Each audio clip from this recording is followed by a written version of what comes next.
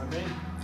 Estuvimos hablando las semanas pasadas acerca del libro de Apocalipsis o Revelaciones, como usted lo conozca. Estuvimos escuchando la voz de Dios, estuvimos meditando en su palabra, estuvimos sabiendo o teniendo el conocimiento de los eventos que van a venir más adelante. Vimos cómo las profecías que Dios ha dado a través de la historia, a través de su palabra, se han cumplido, y creemos que lo que aún no ha sucedido también se va a cumplir. ¿Cuántos dicen amén? Amén. Amén, se va a cumplir. ¿Por qué? Porque tenemos fundamento para creerlo. Hemos conocido a Dios a través de su palabra como un Dios fiel y que cumple lo que habla. A veces el mundo en el que vivimos nos hace quizás el menguar o dudar, porque nosotros muchas veces tendemos a comparar a Dios con las relaciones que tenemos, pero Dios se revela a través de su palabra como un ser indescriptible, nada parecido a lo que somos nosotros. Es cierto que el deseo de Dios desde el principio era que nosotros fuéramos creados a su imagen y semejanza, que funcionáramos en esta tierra y en nuestra vida se reflejara su carácter, la esencia de Dios en nuestra vida. Pero desafortunadamente el ser humano se ha desviado, y esto es lo que estamos haciendo cuando corremos a su casa, cuando corremos a su palabra, cuando buscamos su presencia, su guianza, su dirección. Lo que estamos tratando de hacer es volver a esa esencia, es saber cuál es la esencia de Dios para que vuelva a nosotros, porque se perdió en el jardín de Edén. Vino la muerte, vino la separación y totalmente cambió lo que era el rumbo del ser humano, y después vinimos todos nosotros. Entonces muchas veces esa esencia se ha apartado, el carácter de Cristo no está en nuestra vida, pero al leer las Escrituras volvemos nuevamente ahí, lo conocemos y regresamos. Todo esto que hemos estado hablando, hermanos, lo que es ya después del rapto, porque sabemos que el rapto es para nosotros, amén. ¿Cuántos dicen amén? Lo que hacemos con vida cuando venga Jesús. Y ahí es como que hasta donde decimos, ok, yo me voy a ir con Cristo, hasta aquí llega la iglesia, nosotros vamos a ser arrebatados y estamos esperando que suene la trompeta, estamos esperando que tantas cosas pasen, y decimos, ¿y lo demás? ¿Para qué necesito conocerlo? Pero es bueno conocerlo. Si Dios lo dejó escrito, es bueno que lo conozcamos. ¿Para qué si yo no lo voy a vivir? Porque hay gente que quizás está corriendo para ese lugar, está corriendo para que eso que habla la palabra acontezca en su vida. Y dice la palabra de Dios que Él nos ha puesto a nosotros como centinelas, como embajadores de su palabra. Y si usted no tiene el conocimiento de su palabra, no puede compartirla con otros. Por eso a veces cuando nos hacen ciertas preguntas, le decía yo al inicio de estas predicaciones, es vergonzoso que los científicos, los ateos, gente que no teme a Dios, esté hablando de estas cosas. Use la Biblia sin creer en Dios, sino solo como una profecía por las que ya se han cumplido, y crean que son verídicas. Y nosotros, los hijos de Dios, los que habitamos en su presencia, en su casa, los llamados, los elegidos, no tengamos el conocimiento. Y por eso cuando algunas veces nos preguntan, nos quedamos callados. Dios quiere que conozcamos todas las cosas, para que todo lo que esté en nuestra mano lo hagamos para no vivirlas, pero también para tener el conocimiento, para poder compartir con los que están en la oscuridad y poder alertarlos de lo que viene. ¿Cuántos dicen amén? Amén. Amén. Entonces empezamos la semana pasada hablando acerca de lo que va a suceder después del rapto. Hablamos de los dos testigos, los dos olivos que van a venir a la tierra. Empezamos hablando del inicio de lo que será la llegada del anticristo a esta tierra. Esclarecimos a través de la palabra, porque eso es muy importante, que el anticristo, la palabra nos habla de un personaje, una persona, y nos habla también de un sistema. El sistema ya lo vemos en medio nuestro, ya está en medio nuestro, y el personaje pues aún no lo hemos visto, ¿verdad? Cuando sea el tiempo, la palabra de Dios nos lo dice. Hablamos de la posibilidad, porque no podemos con afirmación por la escritura. Leímos las características de los dos personajes, los dos testigos, leemos y a través de eso deducimos ciertas cosas y de acuerdo a lo que la palabra de Dios nos dice, creemos o pensamos quiénes ellos pueden ser por lo que la palabra habla. Pero bueno, vamos a estar aquí, así es que ya los que se queden o los que les toque vivirlo, pues confirmarán si son Elías y Moisés. Y empezamos hablando acerca de lo que es el trabajo del anticristo en esta tierra, cómo es que va a llegar, cómo es que se va a manifestar. Vimos cómo se enlaza la escritura en el Antiguo Testamento con el profeta Daniel, y en el Nuevo Testamento, en el libro de Mateo y también en el libro de Apocalipsis, todas las profecías enlazadas y hablando exactamente de lo mismo. Vimos cómo va a ser su llegada y de acuerdo a lo que leemos, vemos que aprendimos acerca de la profecía de Daniel, las 70 semanas, la chabúa, 7 años, y a través de la palabra vemos que serán 3 años y medio, porque la escritura lo parte a la mitad. 3 años y medio en la que este personaje empezará a revelarse, empezará a traer lo que hasta ahora no existe, porque también la palabra lo habla. Traerá una paz temporal, falsa, no como la que Jesucristo ofrece, sino de acuerdo a lo que leemos nos damos cuenta más o menos cómo es que va a empezar a trabajar aquí en la tierra. Si ustedes se dan cuenta, hay cosas que nosotros como humanos, por mucho poder que el ser humano tenga, no ha podido cambiar hasta el día de hoy o erradicar de este mundo cosas que estorban. Una de ellas, por ejemplo, es la pobreza. ¿Cuántos de ustedes creen que está aquí y está vigente? Jesucristo lo dijo, los pobres siempre van a estar entre ustedes. Entonces la pobreza, el gobierno, aunque hayamos tenido el presidente que hayamos tenido, vamos a hablar del país en el que habitamos, no se ha logrado erradicar. ¿Sigue habiendo pobres o no?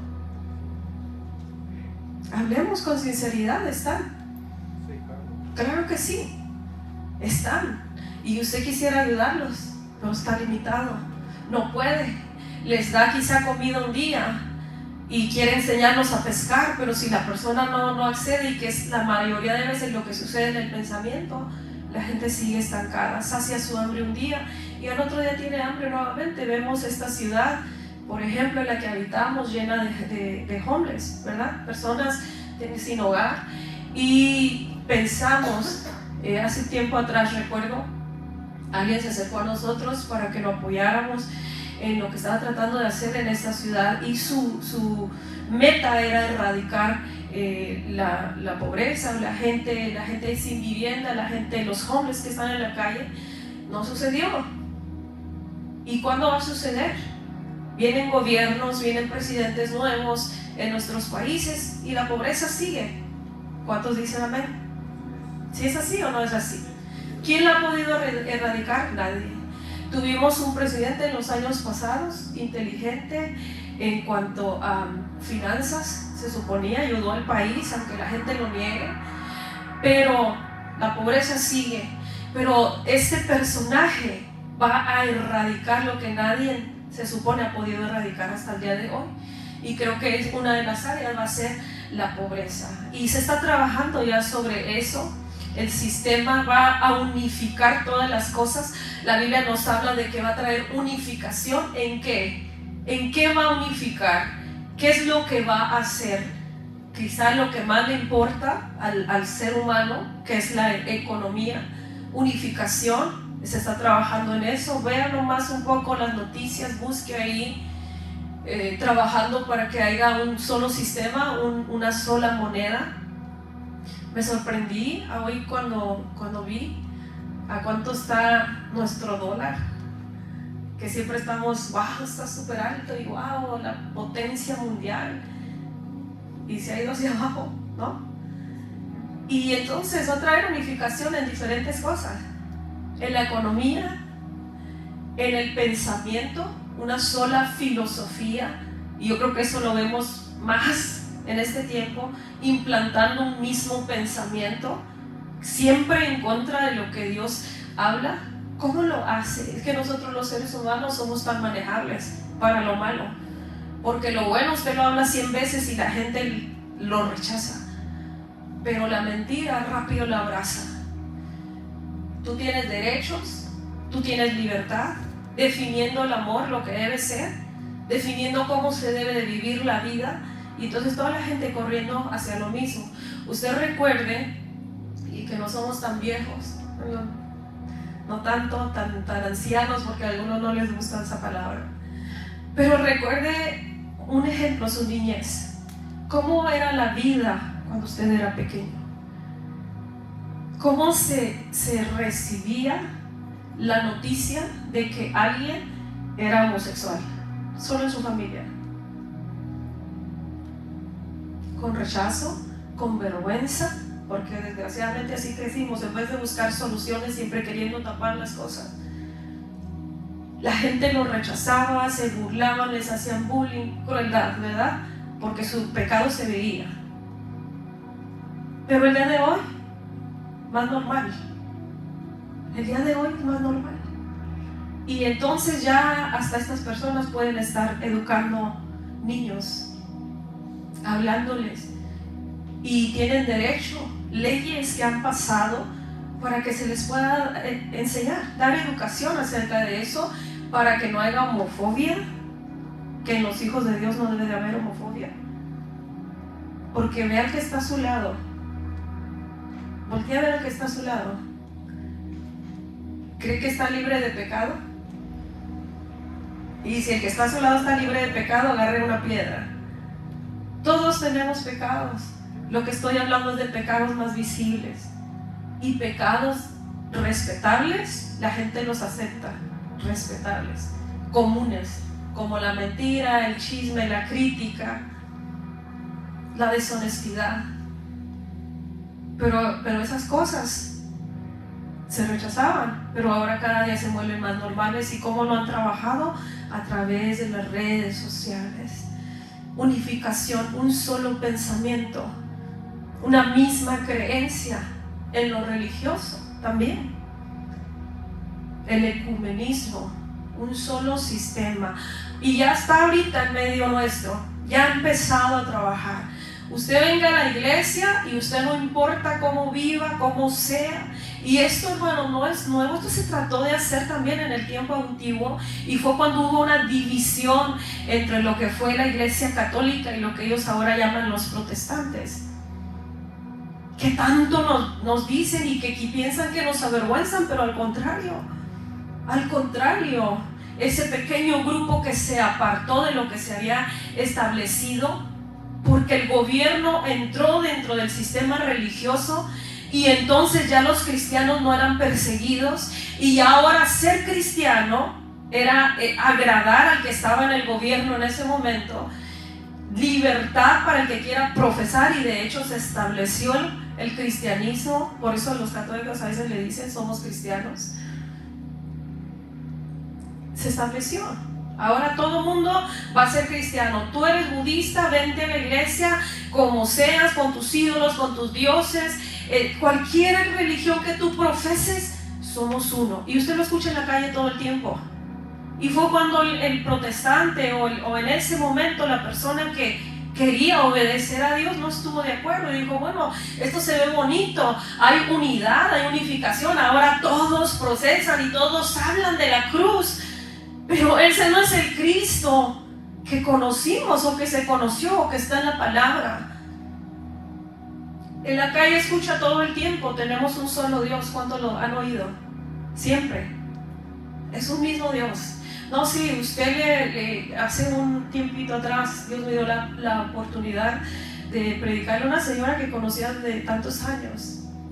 Ella practica el Islam y ese es el mismo Dios. Es el mismo Dios, y de hecho ha bendecido nuestra iglesia. A veces nos ha dado ofrendas para la iglesia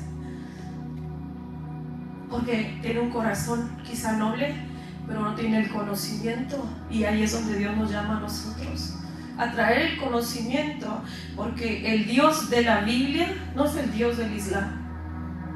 El Dios de la Biblia, su pensamiento, sus deseos no son los deseos de Alá. El Dios de la Biblia no es el mismo Dios del catolicismo, porque nuestro Dios de la Biblia detesta los ídolos hechos con manos humanas. Entonces no podemos decir es el mismo Dios, pero así está trabajando el sistema para cuando se manifieste, dice la palabra, el hombre de pecado. Entonces todos nosotros bien unidos y servimos a un solo Dios y hagamos una religión de donde seas, no importa cualquier religión que profeses, pero estamos unidos. Traer la paz a esta tierra. ¿Se recuerda la imagen que vimos allá afuera de la organización de las Naciones Unidas? ¿Qué simbolizaba supuestamente para ellos? La paz. Una paz que supuestamente toda la gente anhela, que Dios ofrece pero rechazamos, y unificar a todos en un solo pensamiento. Una paz temporal, dice la Escritura, 3 años y medio. Los 2 testigos hablando, su misión a esta tierra, ¿cuál es? Hablar de arrepentimiento.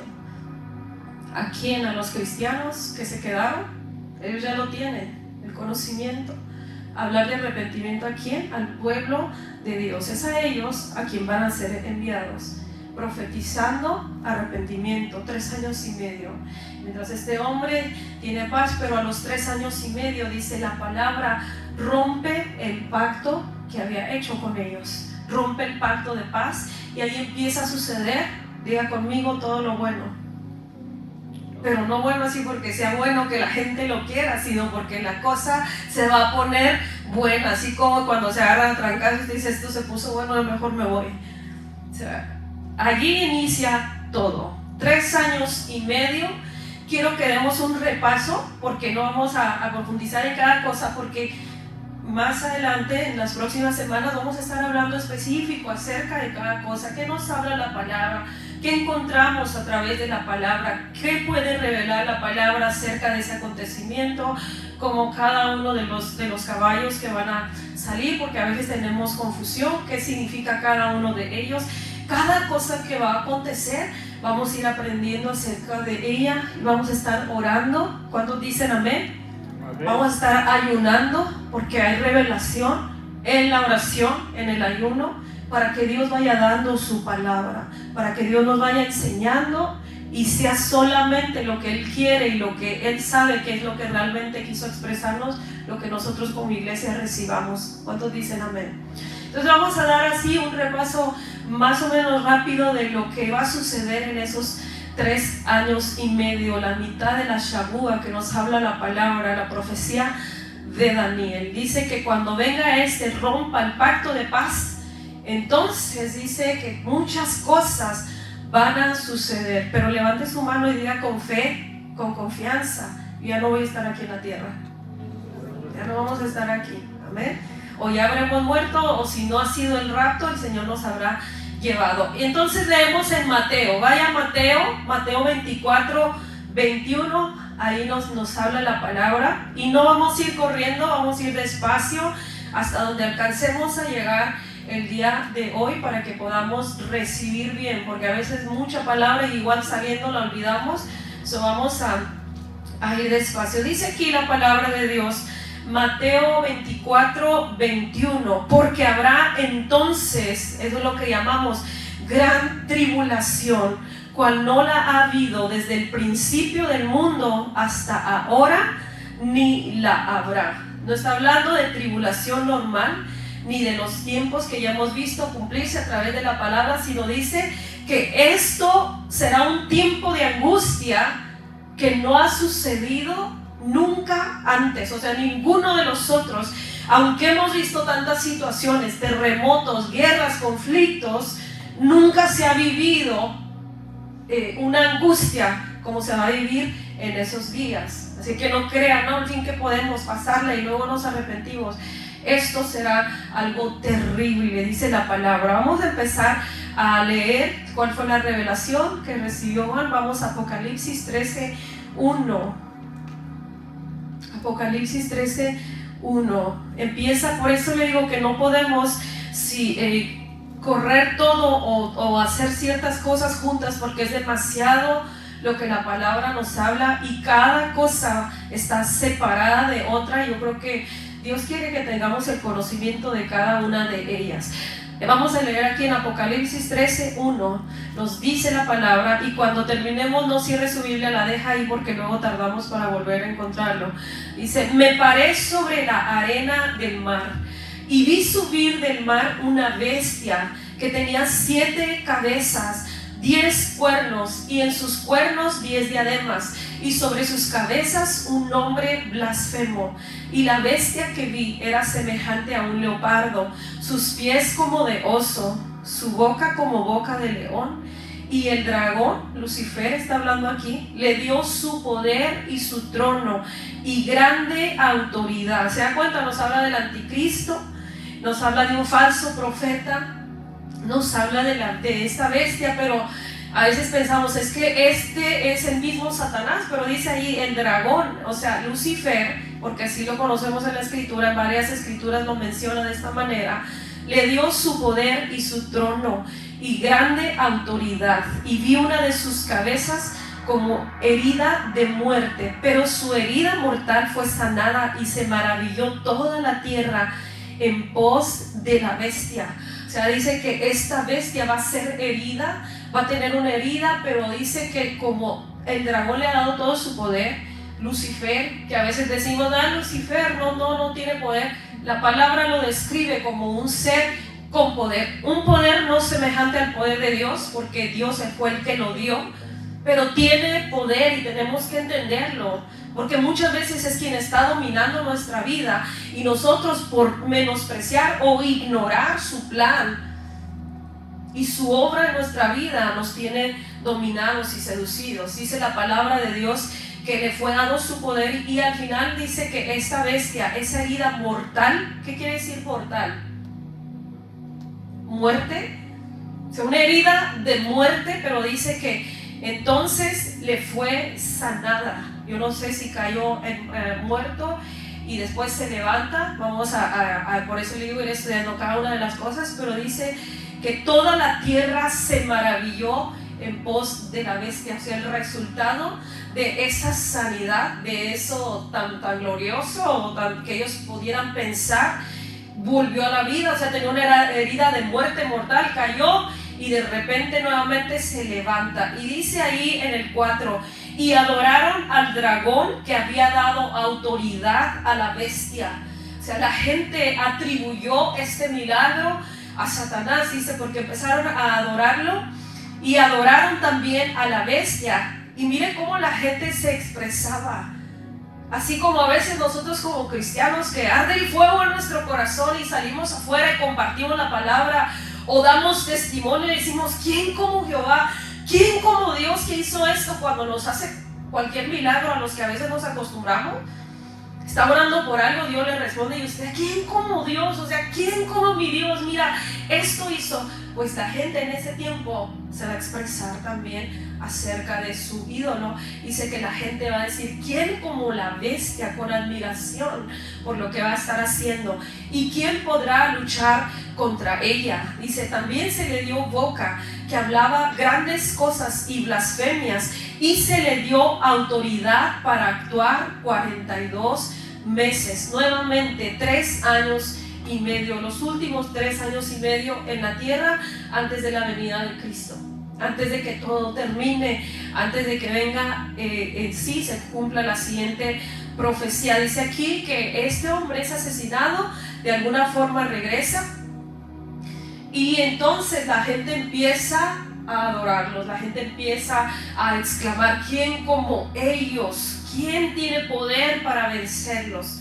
Vemos aquí un engaño grandísimo, pero vamos a Apocalipsis 13:11, ahí un poquito más abajo, nos dice la palabra: después vi otra bestia que subía de la tierra, tenía 2 cuernos semejantes. Esto es importante, lea esta palabra. Dice, tenía 2 cuernos semejantes ¿a qué? A los de un cordero.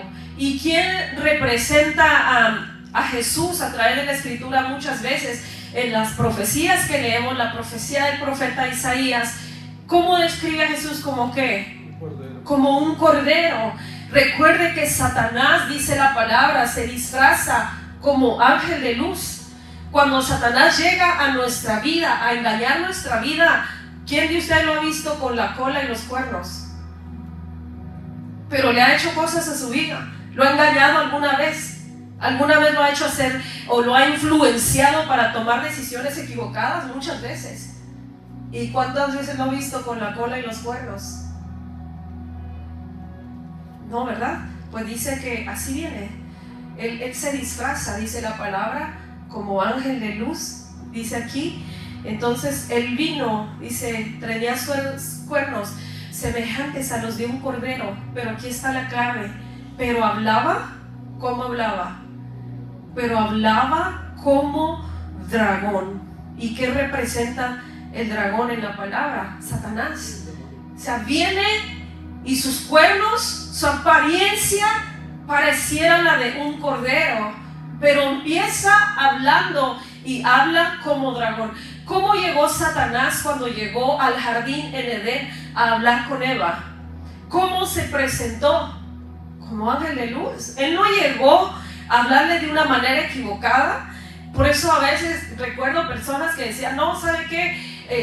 El muerto se me sube en la noche y le digo groserías y se va, pues lo está lavando. O sea, Satanás es así. Busca siempre imitar a Dios. Busca siempre el ser visto como Dios. Recuerde su pensamiento: voy a subir a lo más alto y voy a hacer mi trono cerca de Dios y seré semejante. O sea, el deseo en su corazón siempre ha sido parecerse a Dios. Porque siendo Satanás, aún siendo el ángel destituido, él ve su gloria. Él ve quién es Dios y siempre trata de imitarlo. Pero dice la palabra algo clave. Dice la palabra que nosotros no somos conocidos. ¿Por qué? Por nuestras palabras, sino ¿por qué? Por nuestros hechos, nuestros frutos. Él llegó y cuando dice esto es como Él se presenta a las vidas, hablando con dulzura, pero al decir como dragón. ¿Cuál es la primera característica de Satanás? La mentira. Dice la palabra que Él es padre de mentira. Hablando mentira, hablando engaño. Y así llega y así se presenta a nuestra vida. Así llegó con Eva. Eva no lo identificó, se despegó de Dios. Pero así llegó también con Jesús. ¿Recuerda? Ay, si me adoras, todo esto va a ser tuyo. Pero Jesús lo identificaba como quien realmente Él era. Entonces dice que así va a llegar. Dice que va a llegar con sus cuernos, dice, parecerán como los de un cordero, pero habrá como león. Dice, y ejerce toda la autoridad de la primera bestia en presencia de ella, y hace que la tierra, o sea, está hablando de dos bestias, ¿verdad? La primera, dice, ejerce toda la autoridad de la primera bestia, pero después esta es otra bestia. Aquí lo dijo al inicio del 11, vi otra bestia que subía de la tierra. Dice, y ejerce toda la autoridad de la primera bestia en presencia de ella, y hace que la tierra y los moradores de ella le adoren a la primera bestia, cuya herida mortal fue sanada. El trabajo de esta segunda bestia es hacer que toda la gente adore a la primera bestia, dice, cuya herida mortal fue sanada, y empieza a ejercer su poder. Hace grandes señales, de tal manera que aún hace descender fuego del cielo a la tierra delante de los hombres. Engaña a los moradores de la tierra con las señales. O sea, este personaje va a lograr hacer milagros. Y usted sabe que la gente con cualquier milagro ahí se apareció en una tortilla y corre toda una multitud. Dice que Él se le va a permitir hacer ciertos milagros y la gente, o sea, va a estar súper sorprendida y va a estar siguiéndolo. Dice, aún hace descender fuego del cielo a la tierra delante de los hombres, y engaña a los moradores de la tierra con las señales que se le ha permitido hacer en presencia de la bestia, mandando a los moradores de la tierra que le hagan una imagen a la bestia que tiene la herida de espada y vivió, y se le permitió infundir aliento a la imagen. O sea, va a construir una imagen Y a esa imagen, dice la palabra, se le va a permitir que le infunda aliento, que le infunda vida, para que la imagen hable y haga matar a todo el que no la adore. De alguna forma, lo que nos dice aquí la palabra es que va a haber un tiempo en el que Satanás va a recibir toda la adoración. Va a recibir adoración. ¿Por qué? Porque su iglesia ya no está. La iglesia que adora al rey ya no está, y la gente que se haya quedado dice que va a ser engañada. Todas las señales, todas las cosas que va a hacer que la gente crea en ella, que tiene poder, y la gente dice va a adorarla. Y si usted se da cuenta, siempre le he dicho que una de las maneras como nosotros conocemos la voluntad de Dios, cuando usted puede venir y decir, esto no está escrito en la Biblia, ¿cómo sé que es pecado o que a Dios no le agrada? Porque cuando usted conoce a Dios, conoce su carácter, desde el inicio hasta el fin. Y si usted alguna vez se ha tomado el tiempo de leer la palabra, ha leído las mismas historias varias veces, exactamente iguales. ¿Cuántos las han leído? De la misma manera Dios obraba en un hombre y obraba en otro. Y es como conocemos el carácter de Dios. Cuando tenemos conocimiento de la Escritura, de principio a fin conocemos su carácter. Es como cuando alguien se acerca a decirle una mentira acerca de otra persona, pero usted la conoce. Usted no acepta lo que le dicen porque usted conoce esa persona. Usted sabe cómo esa persona piensa porque ha estado quizás cerca de esa persona por tiempo y conoce su corazón y sabe su caminar. Entonces cuando alguien se acerca y le dice algo, usted dice, yo conozco a esa persona, conozco su carácter y sé que no sería capaz de eso. Así conocemos la voluntad de Dios. Conocemos a través de la Escritura sus atributos, su carácter, cómo se revela a los hombres. Conocemos qué le agrada y qué no. Y entonces, cuando hay preguntas que no tenemos respuestas, recordamos cuál es el carácter de Dios. Esto que estoy haciendo a Dios le agradaría de acuerdo a lo que conozco a través de su palabra. Llegará un momento, dice la palabra, que la gente va a ser engañada. La gente va a tener que rendir adoración. Encontramos a través de la historia, por ejemplo, Nabucodonosor construyendo también una imagen, una estatua a la que quería que se adorara. Y vemos una y otra vez y decimos, ¿qué traen con eso? ¿Por qué eso? Pero la palabra de Dios nos dice que la antigua instrucción es el reflejo, la sombra del Nuevo Testamento. Todo lo que está escrito allá, todo tiene que ver con el Nuevo Testamento. Pues a veces decimos, es más, le voy a decir, si usted conociera de verdad la palabra de principio a fin, nunca se haría preguntas como, ¿el diezmo es una ley? ¿O es algo que deben hacer de nosotros? ¿O es una ley? Y usted sabe que aquí no predicamos casi de eso. Por eso no entro en eso, pero le estoy dando una idea. Cuando usted conoce a Dios, usted sabe el corazón de Dios. Usted lo ha visto de principio a fin. A través de la Biblia, su pensamiento, su deseo, cómo obra, y a los hijos de Él, cómo los hace también obrar. Entonces, dice aquí la palabra que estas dos bestias, el anticristo, recibirá todo el poder de Satanás. O sea, Satanás le dará su poder para hacer todo lo que está escrito. Y nos habla acerca de esta segunda bestia, este falso profeta. Este hombre dice que va a obligar al mundo entero a adorar al anticristo, y dice que va a venir y se va a sentar en el templo de Dios. O sea, la profecía de que el templo va a ser nuevamente reconstruido, lo vemos aquí escrito. Dios diciéndole a Juan, mide el templo, ve y mide. Ya lo miraba nuevamente construido, y dice que Él vendrá y se sentará en el templo de Dios y se hará pasar por Dios. Entonces ya va a estar eso ahí. Vamos a 2 de Tesalonicenses 2:3.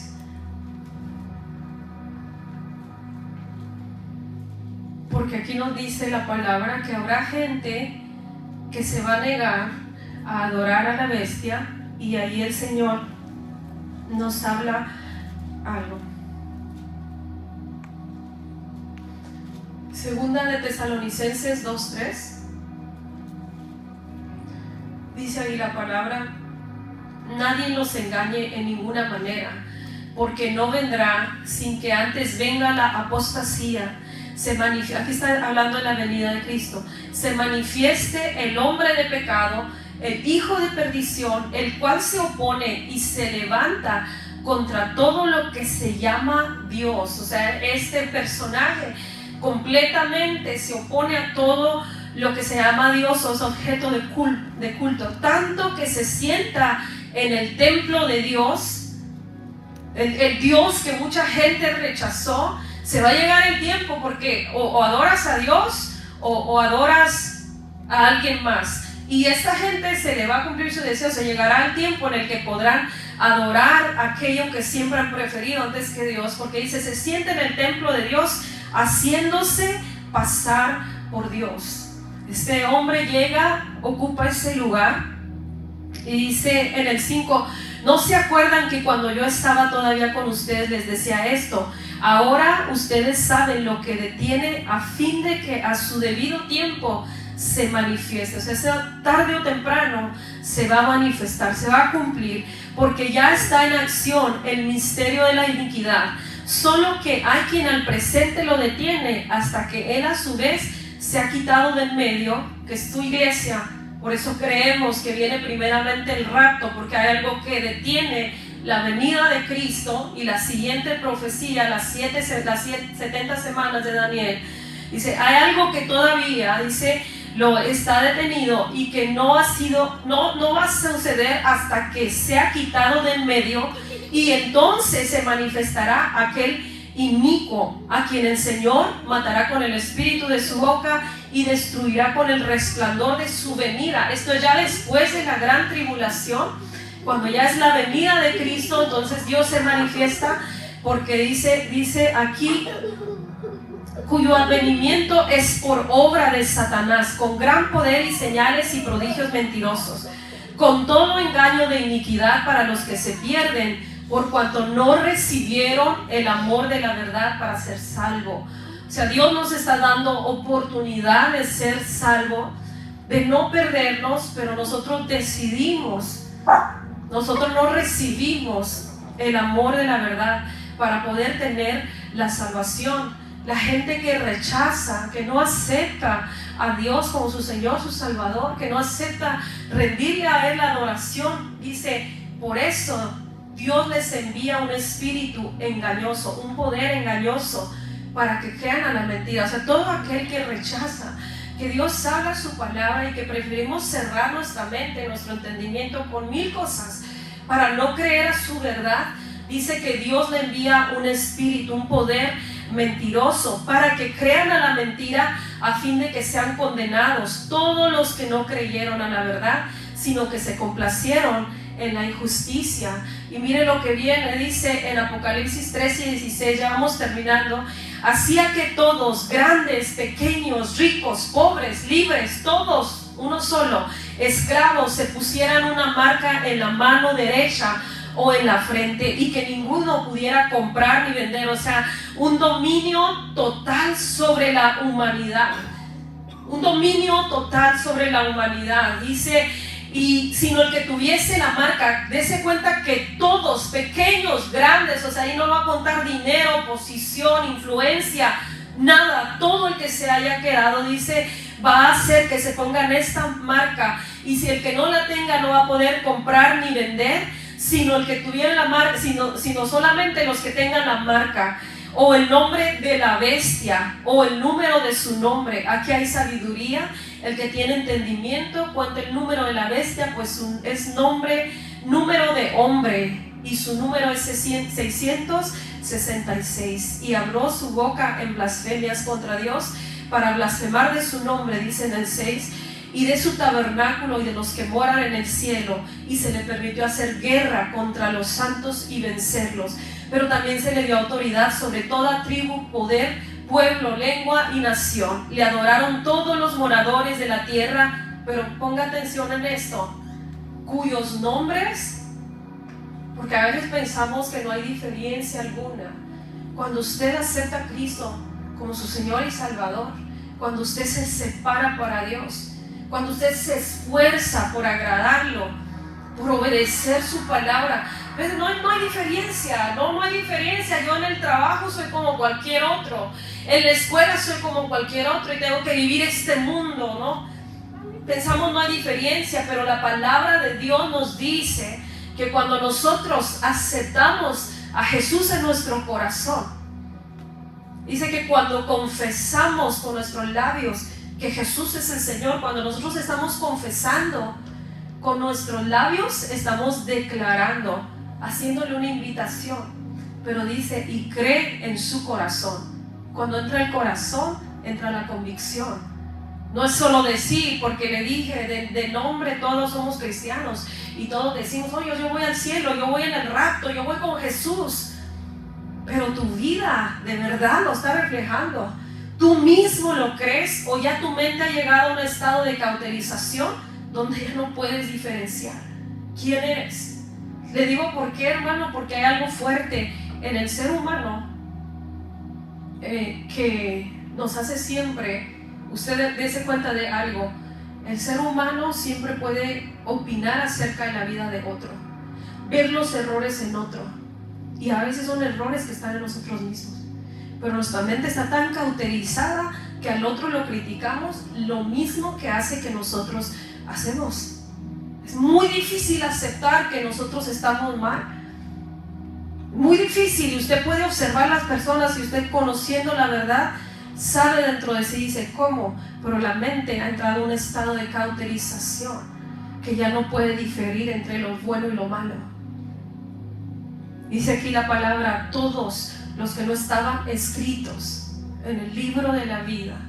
Hay un libro que Dios tiene, hay un libro. Por eso cuando usted hace la confesión de fe, cuando lo guiamos para aceptar al Señor, no es que es un rito, es algo que la palabra de Dios nos dice. Romanos 18 lo habla. Dices, confiesa con tu boca que Jesús es el Señor y cree en tu corazón que Dios lo levantó de entre los muertos. O sea, cree en la obra redentora de Jesús, porque todos estamos muertos en nuestros delitos y pecados. Todos estamos condenados, todos. A través de la muerte de Adán vino la muerte a todos nosotros, pero a través de Jesús viene la vida. Por eso nos dice, si confiesas, si eres capaz de reconocer que necesitas a Cristo en tu vida, que cuando tú dices, crees en tu corazón que Dios le levantó de entre los muertos, lo haces tu Señor y dices, papá, ahora tú me vas a guiar. ¿Cómo me va a guiar? ¿Cómo le guía a Jesús después de que lo acepta? Y clamamos, escribe mi nombre en el libro de la vida. ¿Cómo lo guía, hermano? Algún valiente que me diga, ¿cómo lo guía? Por medio de la palabra, no hay otra forma. Por eso le insistimos una y otra vez, necesitamos escudriñar la palabra. A veces quizá los servicios decimos, otras 2 horas, ¿para qué voy? Me quedo en casa. Pero aquí aprende. Quizás cosas que a veces en su casa no comprende, o quizá lee información, pero no sabe eso cómo aplica para su vida. Es como Dios habla. Entonces necesitamos su guianza y a través de la palabra la tenemos. Dice la palabra que todo aquel que no está escrito en el libro de la vida, dice, se le dio autoridad y le adoraron todos. ¿Cuáles todos? Todos aquellos cuyos nombres no están escritos en el libro de la vida del Cordero, que fue inmolado desde el principio del mundo. Si alguno tiene oído, oiga. Dígale al que está a su lado, hermano. Si alguno tiene oído, oiga.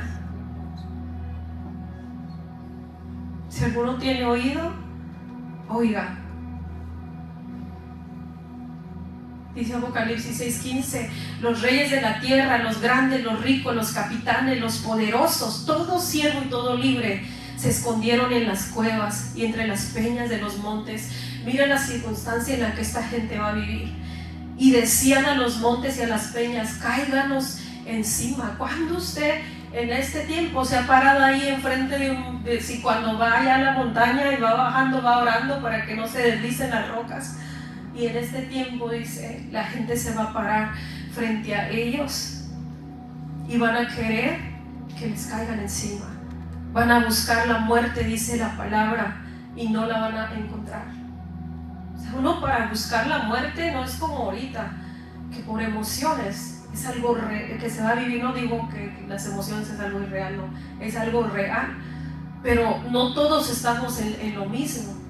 Pero en ese tiempo todo el que quede aquí en la tierra, dice, va a desear la muerte, va a buscar que ya morir para poder salir de la angustia que se va a vivir en esos días. Hasta aquí lo voy a dejar, y le voy a dejar 2 preguntas que voy a explicar cómo vamos a estar preparados, pero lo vamos a aprender la siguiente semana. Pero quiero que se lleve estas 2 preguntas que Dios hizo a mi vida y que después la hizo a su vida el día miércoles que tuvimos nuestro servicio. Solo esas 2 preguntas quiero que se hagan para usted saber si se queda a vivir eso o se va con Cristo. 2 preguntas. ¿Dónde estás? La pregunta que le hizo Dios a Adán después de haber fallado. ¿Dónde estás? Grábelas en su mente. ¿Dónde estás? ¿Dónde estás en tu relación con Dios? Yo creo que todos podemos contestarla, pero para que la conteste con sinceridad, hágalo en su casa, escríbalo. ¿Dónde estás? ¿Dónde estoy en mi posición con Dios? ¿Dónde estoy en mi relación con Dios? ¿Dónde estoy espiritualmente? Y número 2, ¿qué has hecho? ¿Qué has hecho? ¿Qué has hecho con lo que Dios te ha dado? ¿Qué has hecho que tú puedes decir con seguridad, si Cristo viene hoy, yo me voy con Cristo? Si hoy es el rapto, hoy me voy con Él. Si hoy pierdo la vida, me voy con Dios. ¿Qué has hecho? ¿Qué ha sido de tu vida? ¿Qué has hecho con lo que Dios ha puesto en tus manos? Pueden ser tus dones, tus habilidades, tu familia, tus hijos, tu esposa, tu esposo. ¿Qué has hecho con lo que Dios te ha dado? Eso le dijo el Señor a Eva. ¿Qué has hecho? Eva inmediatamente, la serpiente, Adán, la esposa. Pero Dios, hermano, nos hace la pregunta a nosotros directamente. No nos pregunta qué hicieron los demás para que tú vivas de la manera que vives, cómo han influido los demás para que tú seas lo que eres el día de hoy. A ti directamente Dios te pregunta, ¿qué has hecho? Todos los que estamos aquí, tengo la seguridad, venimos cargando con cosas de nuestro pasado, semillas que cosechamos, que se sembraron aún antes de nosotros nacer, semillas equivocadas. Porque qué lindo cuando hay gente que teme a Dios. Por ejemplo, Leslie y Miguel, mire, están esperando a su bebé. Dale gloria a Dios. Y desde ahorita orando, preparando, sembrando semillas. Pero a nosotros nos tocó muchas veces cosechar semillas equivocadas que nuestros padres plantaron aún antes de nosotros nacer. Ninguno de los que están aquí, le aseguro, puede decir no es cierto. No es cierto. Yo soy como soy porque a usted no le pasó así, porque usted no vivió esto, porque a usted no le sucedió este fracaso, porque no pasó lo que yo pasé. Todos hemos pasado circunstancias duras. Todos hemos crecido, y yo, los que estamos aquí, mire que a veces pasa que Dios ha hecho una obra tan perfecta en nuestra vida que nos olvidamos dónde estábamos y nos acostumbramos a ver eso nuevo. Ayer que yo veía a Víctor testificando, él ha dado su testimonio muchas veces de cómo Dios lo sacó de la drogadicción. ¿Cuántos lo han oído? Pero como ya nosotros lo conocimos como el Víctor regenerado, el siervo de Dios, nos acostumbramos a verlo de esa manera. Ayer por primera vez cuando él testificaba, lo imaginé cómo vivía en ese tiempo. Cuando él decía, estaba yo desesperado, dominado por la droga, en una banqueta sentado, lo imaginé. Pero nosotros ya vemos al regenerado y vemos la obra de Dios y pensamos, él no ha pasado momentos difíciles, pero solo la persona sabe lo que ha vivido, lo que ha cargado. Ninguno de nosotros puede decir, yo me voy a perder, no estoy bien con Dios, no he hecho las cosas bien por mis padres, por mis hermanos, por mis amigos, por mi ex. Nadie puede justificarse con otra persona, en nosotros, porque todos los que estamos aquí hemos vivido situaciones difíciles, pero las hemos enfrentado de diferente manera. Algunos diciendo, esto fue mi vida, esto viví, así pasé, pero no va a afectar lo que yo quiero hacer ahora de aquí para adelante. Esta fue mi niñez, pero esa niñez no la voy a dar a mis hijos. Esto fue lo que aprendí, pero es contrario a la palabra. Yo quiero una vida diferente. Este fue el ejemplo, pero yo quiero ser diferente. Quiero cambiar el rumbo. 2 preguntas solamente, hermanos. ¿Dónde estás en tu relación con Dios? ¿Y qué es lo que has hecho con lo que Dios ha puesto en tus manos? Vamos a ponernos de pie en esta mañana. Vamos a tomar la Santa Cena.